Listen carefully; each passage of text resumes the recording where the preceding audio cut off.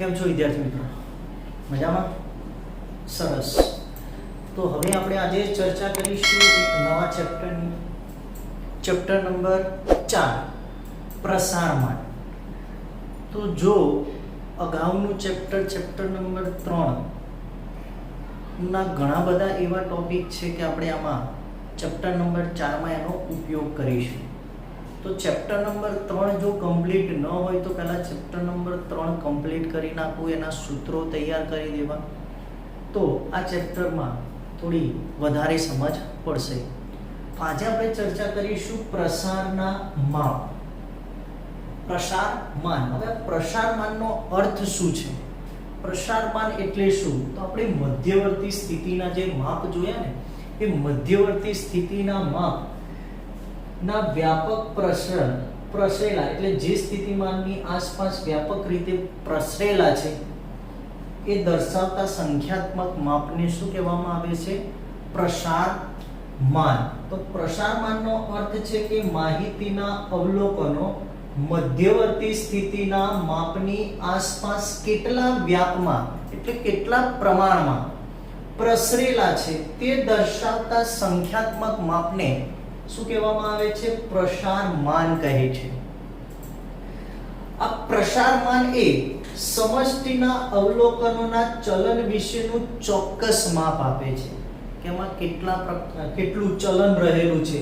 તો પ્રસારમાન એ સમષ્ટિના અવલોકનોના ચલન વિશેનું ચોક્કસ માપ દર્શાવે છે, એને પ્રસારમાન કહેવામાં આવે છે.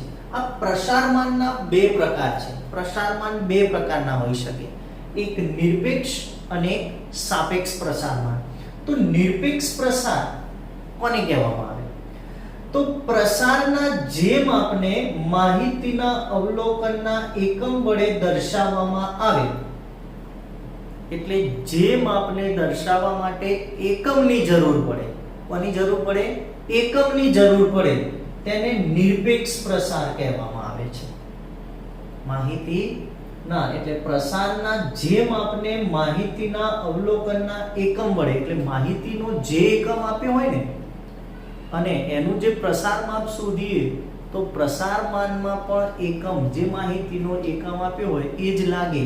એટલે એકમ વડે દર્શાવવામાં આવે તેને નિરપેક્ષ માપ અથવા નિરપેક્ષ પ્રસાર કહેવામાં આવે છે. એટલે જે માપને દર્શાવવા માટે એકમની જરૂર પડે એ નિરપેક્ષ પ્રસાર. કયો? નિરપેક્ષ પ્રસાર. સાપેક્ષ પ્રસાર શું છે? તો સાપેક્ષ પ્રસાર એ પ્રસારનું જે માપ એકમથી મુક્ત હોય એટલે એકમની જરૂર પડે નહીં, એને નિરપેક્ષ માપ કહેવામાં આવે, સાપેક્ષ માપ કહેવામાં આવે છે. એટલે પ્રસારનું જે માપ એકમથી મુક્ત હોય તેને સાપેક્ષ પ્રસાર કહેવામાં આવે છે. તો એકમની જરૂર પડે નિરપેક્ષ અને એકમ મુક્ત હોય એ શું છે? સાપેક્ષ. તો સાપેક્ષ માપ શું છે? તો તે નિરપેક્ષ પ્રસાર અને માહિતીના અવલોકનની સરેરાશનો ગુણોત્તર છે. નિરપેક્ષ પ્રસાર અને માહિતી જે આપી છે એ માહિતીના અવલોકનની સરેરાશનો ગુણોત્તર. સરેરાશ એટલે મધ્યક પણ કહી શકાય. શું કહેવાય? મધ્યક એટલે x બાર. સરેરાશ એટલે મધ્યક, સરેરાશનો ગુણોત્તર છે. અર્થાત સાપેક્ષ પ્રસાર એટલે પ્રસાર બરાબર નિરપેક્ષ પ્રસાર ભાગ્યા સરેરાશ એટલે આપણને મળશે સાપેક્ષ પ્રસાર. શું મળશે? સાપેક્ષ પ્રસાર. સાપેક્ષ પ્રસાર અને આ નિરપેક્ષ પ્રસાર. હવે આના પરથી પ્રસારના માપ વિશે વાત કરીએ તો પ્રસારના મુખ્ય 4 માપ છે આપણી જોડે. કેટલા? અને આ ચેપ્ટરમાં આપણે 4 માપ વિશે અભ્યાસ કરવાનો છે. એમાં પહેલું આવશે પ્રસારનું માપ આવશે વિસ્તાર, બીજું આવશે ચતુર્થક વિચલન, ત્રીજું આવશે સરેરાશ વિચલન અને ચોથું આવશે તમારી જોડે પ્રમાણિત વિચલન. આમ 4 માપ વિશે આપણે ચર્ચા કરીશું. આ ચારે માપ માટે આપણે સાપેક્ષ નિરપેક્ષ પ્રસાર પણ શોધવાનો આવશે અને સાપેક્ષ પ્રસાર પણ એટલે નિરપેક્ષ માપ પણ શોધવાનું છે એનું અને સાપેક્ષ માપ પણ આપણે શોધીશું. તો પહેલો એક પ્રશ્ન પૂછાઈ શકે 1 માર્ક્સ માટે કે પ્રસારના માપ કેટલા છે? અને કયા કયા? તો પ્રસારના 4 માપ છે: વિસ્તાર, ચતુર્થક વિચલન, સરેરાશ વિચલન અને ચોથું પ્રમાણિત વિચલન. આ મુખ્ય 4 માપ વિશે આપણે અહીંયા ભણવાનું છે આ ચેપ્ટરમાં. તેમાં પહેલા માપ વિશે આપણે કે પહેલું માપ છે વિસ્તાર. તો માહિતીનો વિસ્તાર કોને કહેવામાં આવે? જે અવલોકનો આપણને જે માહિતી આપી છે, માહિતીનો વિસ્તાર શું? તો માહિતીના સૌથી મોટા અને સૌથી નાના અવલોકનના તફાવત એટલે બાદબાકી કહેવાશે. શું કહેવાશે? બાદબાકી. તફાવતને માહિતીનો વિસ્તાર કહે છે. એટલે તમને જે માહિતી આપી છે એમાંથી સૌથી મોટા અવલોકન અને સૌથી નાના અવલોકન ના તફાવતને માહિતીનો વિસ્તાર કહે છે. આ માહિતીના વિસ્તારને આપણે સંકેતમાં કેપિટલ R એટલે રેન્જ કહેવાય. શું કહેવાશે? રેન્જ. R વડે દર્શાવવામાં આવે છે. કેપિટલ R વડે એને દર્શાવીશું. હવે એના વિસ્તારના સૂત્રો છે. તો આપણે આગળના ચેપ્ટરમાં માહિતી વિશે સમજ મેળવી હતી. માહિતી કેટલા પ્રકારની? તો માહિતી 2 પ્રકારની: અવર્ગીકૃત માહિતી અને વર્ગીકૃત માહિતી. એમાં વર્ગીકૃતમાં પાછા 2 પ્રકાર પડ્યા હતા: અસતત આવૃત્તિ વિતરણ અને સતત આવૃત્તિ વિતરણ. આમ 3 માટેના આપણે સૂત્રો જોવાના છે. તો સૂત્રોમાં પહેલું આવશે કેવી માહિતી આપી હોય? અવર્ગીકૃત માહિતી. અવર્ગીકૃત માહિતી એટલે આપણે જે માહિતી ખાલી અવલોકન સ્વરૂપમાં હોય, એટલે ખાલી અવલોકનો જ આપેલા હોય તેવી માહિતી આપણા માટે કેવી બનશે? અવર્ગીકૃત માહિતી. હવે આ અવર્ગીકૃત માહિતીનો વિસ્તાર શોધવો છે. તો વિસ્તાર R બરાબર XH XL, જ્યાં XH એટલે મહત્તમ અવલોકન, આપેલી માહિતીમાં જે અવલોકન સૌથી મોટું હોય, અને XL એટલે ન્યૂનતમ અવલોકન, એટલે માહિતીમાં જે અવલોકન સૌથી નાનું આપ્યું હોય. આ બંનેનો તફાવત, વાત કરીને તફાવત એટલે બાદબાકી. તો માહિતીના મહત્તમ અવલોકન અને ન્યૂનતમ અવલોકનના તફાવતને આપણે શું કહીશું? વિસ્તાર. તો XH એટલે હાયર ઓબ્ઝર્વેશન અને XL એટલે લોઅર ઓબ્ઝર્વેશન. XH મહત્તમ અવલોકન, XL ન્યૂનતમ અવલોકન. તો અવર્ગીકૃત માહિતી માટે. નંબર 2 વર્ગીકૃત માહિતી માટે. તો વર્ગીકૃત માહિતીમાં આપણે નંબર 1 વાત કરીએ અસતત આવૃત્તિ વિતરણ. તો અસતત આવૃત્તિ વિતરણમાં આપણને શું આપ્યું હશે? xi અને fi આપેલી હશે, જેમાં fi ની આપણને કોઈ જરૂર પડશે નહીં. હવે આ જે આપેલું છે એમાં અસતત આવૃત્તિ વિતરણ માટે પણ સૂત્ર R xh xl. xh બરાબર શું થશે? ચલની મહત્તમ કિંમત. એટલે જે xi આપેલું હશે ને ચલ, એ ચલમાં જે ચલ સૌથી મોટો હોય એ પસંદ કરવાનો. અને xl એટલે ચલની ન્યૂનતમ કિંમત, એટલે એ જ ચલમાં xi માં સૌથી નાની ચલની કિંમત, સૌથી મોટો ચલ અને સૌથી નાનો ચલ ની બાદબાકી, એટલે તમને ત્યાં શું મળશે? અસતત આવૃત્તિ વિતરણ માટે શું મળશે? વિસ્તાર. એ જ રીતે ત્રીજી માહિતી આપણે આવશે સતત આવૃત્તિ વિતરણ. તો સતત આવૃત્તિ વિતરણમાં આપણને શું આપ્યું હશે? વર્ગ અને આવૃત્તિ એટલે fi આપેલું હશે. એમાં પણ આપણે fi ની કોઈ જરૂર પડશે નહીં. પરંતુ xh xl માં xh શું થશે? xh એટલે છેલ્લા વર્ગનું અધસીમા બિંદુ. એટલે આ જે વર્ગ આપેલા હોય ને આપણને, એ વર્ગ આપેલા હોય ને એમાં છેલ્લો જે વર્ગ હોય ને એ છેલ્લા વર્ગનું અધસીમા બિંદુ એટલે છેલ્લું બિંદુ. ધારો કે વર્ગ આપેલો છે મને 0 થી 10, 10 થી 20, 20 થી 30, 30 થી 40 આવો વર્ગ આપેલો છે, એની આવૃત્તિ આપી છે. તો આપણા માટે છેલ્લો વર્ગ કયો થશે? 30 થી 40. તો 30 થી 40 માં છેલ્લા વર્ગનું ઉર્ધ્વસીમા બિંદુ, અને xl એટલે પહેલા વર્ગનું અધસીમા બિંદુ. તો પહેલા વર્ગનું અધસીમા બિંદુ એટલે x આ થયું તમારા માટે xh અને આ થઈ ગયું xl. 40 - 0 તો માહિતીનો વિસ્તાર થઈ ગયો 40. આ રીતે તમારે માહિતીના શું શોધવાના છે? વિસ્તાર શોધવાનો હોય ત્યારે એના માટેના સૂત્રો. હા થયા આપણા માટે કયા માપ થયા? નિરપેક્ષ માપ. કયું માપ થયું? આ નિરપેક્ષમાં. હવે આપણે જોઈશું સાપેક્ષ. સાપેક્ષ વિસ્તાર. સાપેક્ષ વિસ્તાર કોને કહેવાય? જેમાં ચારેયના માપ આવશે, ચતુર્થક આવશે, એનો સાપેક્ષ ચતુર્થક એટલે ચતુર્થાંક આવશે, સરેરાશ વિચલન તો સરેરાશ વિચલનાંક આવશે, પ્રમાણિત વિચલનાંક. એ પ્રમાણિત વિચલનાંક એટલે બધા સરેરાશ વિચલનાંક, ચતુર્થક વિચલનાંક એ બધા સાપેક્ષ માપ થશે માહિતીના. કેવા માપ થશે? સાપેક્ષ માપ. તો અહીંયા આપણે વાત કરીએ સાપેક્ષ વિસ્તાર. તો કોને કહેવામાં આવે? તો વિસ્તારના માપને અવલોકનની મહત્તમ કિંમત અને ન્યૂનતમ કિંમતના સરવાળા વડે ભાગવાથી માહિતીનો જે વિસ્તાર મળ્યો આપણને r, આ વિસ્તારને માહિતીના મહત્તમ અવલોકન એટલે xh અને ન્યૂનતમ અવલોકન એટલે xl ના સરવાળા વડે ભાગવાથી મળતી કિંમતને આપણે શું કહીશું? સાપેક્ષ વિસ્તાર કહે છે, અથવા વિસ્તરાંક પણ આને કહી શકાય. શું કહી શકાય? વિસ્તરાંક પણ કહી શકાય છે. તો સાપેક્ષ વિસ્તાર બરાબર xh xl xh xl. તો xh xl એટલે આપણા માટે શું થશે? વિસ્તાર થશે r અને xh xl.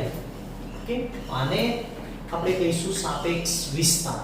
ઓકે, તો આ આપણે વિસ્તાર માટેના સૂત્રો જોયો એક વખત. તો હવે ચર્ચા કરીએ સ્વાધ્યાય 4.1. તો દાખલા નંબર 1 આપેલો છે કે એક વર્ગના 10 વિદ્યાર્થીઓની ઊંચાઈ નીચે આપેલ છે. માહિતીનો વિસ્તાર અને વિસ્તરાંક શોધો. વિસ્તરાંક એટલે સાપેક્ષ વિસ્તાર જ થશે આપણા માટે. શું થશે? સાપેક્ષ વિસ્તાર એટલે જ આપણા માટે વિસ્તરાંક, અને વિસ્તરાંક એટલે સાપેક્ષ વિસ્તાર. એટલે સાપેક્ષ માપ અને નિરપેક્ષ માપ બંને આપણે શોધવાના છે. તો વિસ્તાર એ નિરપેક્ષ માપ અને વિસ્તરાંક એ આપણા માટે શું થશે? સાપેક્ષ માપ. તો જોઈએ આપણને આપેલ માહિતી કેવી આપી છે? પહેલી તો અવર્ગીકૃત છે. હવે અવર્ગીકૃત માહિતીનો વિસ્તાર શોધવો છે તો પહેલા મારે શું જોઈશે? xh એટલે સૌથી મહત્તમ અવલોકન. તો માહિતીમાં તમને સૌથી મહત્તમ અવલોકન કેટલું દેખાય છે? તો 185.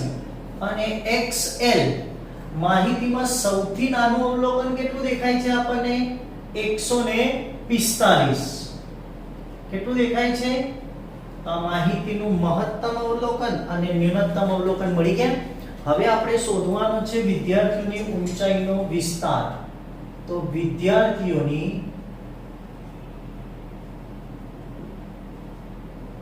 ઊંચાઈનો વિસ્તાર.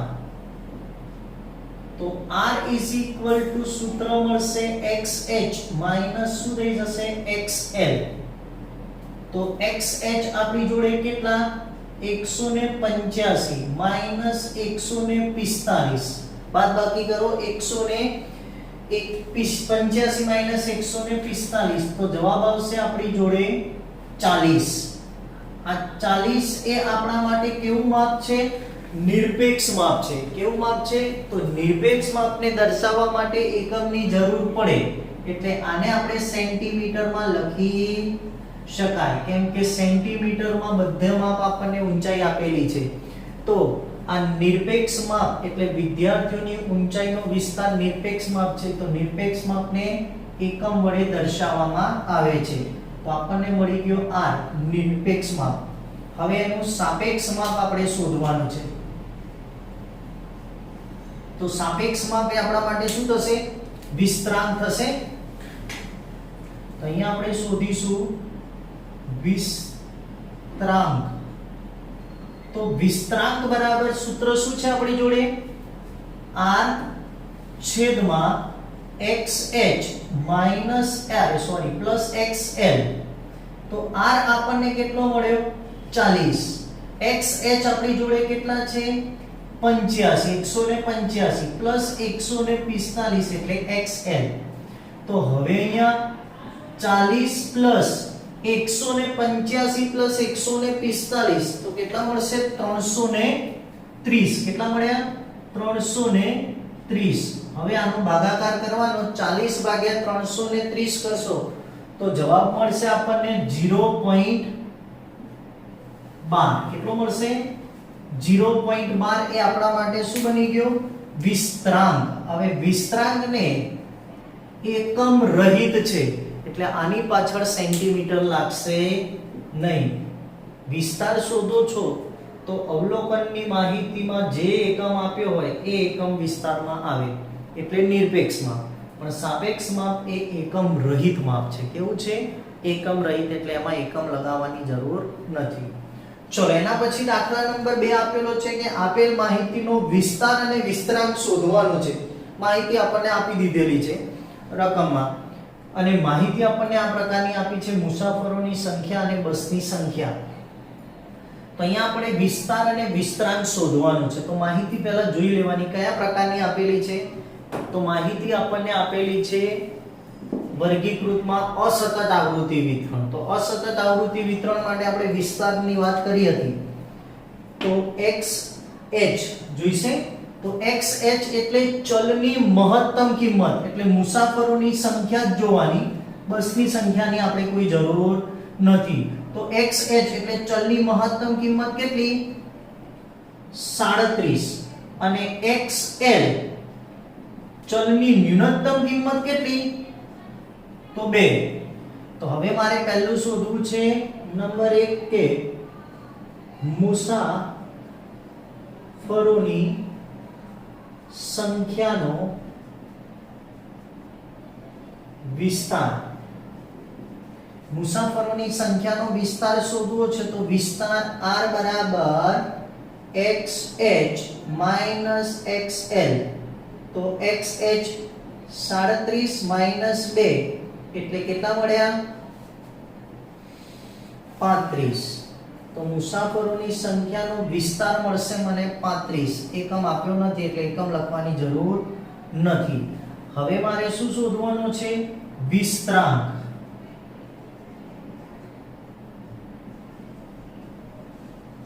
તો વિસ્તરાંક બરાબર સૂત્ર છે r ના છેદમાં xh પ્લસ શું થઈ જશે xl. x r ની કિંમત કેટલી મળી આપણને 35.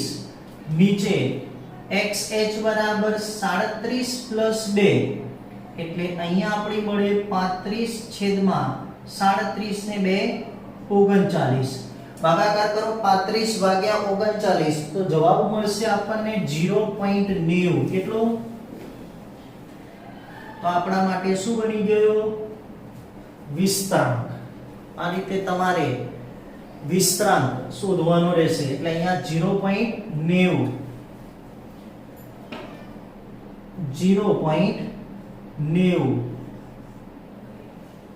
ચલો એના પછી આગળ વાત કરીએ દાખલા નંબર 3. માહિતી આપેલી છે. આ પણ માહિતીનો આપણે શું શોધવાનું છે કે રકમમાં આપેલું છે વિસ્તાર અને સાપેક્ષ વિસ્તાર શોધો.